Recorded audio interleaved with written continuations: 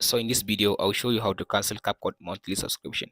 So there is two ways you can do it. So the first method, you can do it on your CapCut application. So the first one, after you open the CapCut like this, so go ahead and tap on this option. So if you have active plan, if you just click on this under your profile, just click on your plan. So from there it will give you option. So under the option, you'll be able to see your plan, and from there you'll be able to see a cancel button. So after you click on the cancel button, from there your plan will be cancelled. Because I don't have that any active plan, that's why it just gave me this option.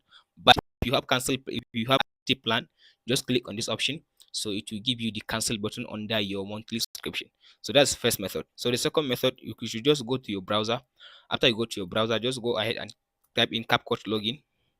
So go ahead and search for CapCut login like this.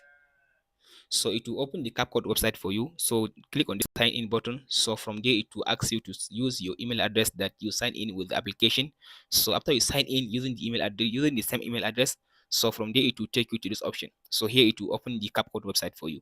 So after it open the CapCut website for you, just click on this your profile at the top right side.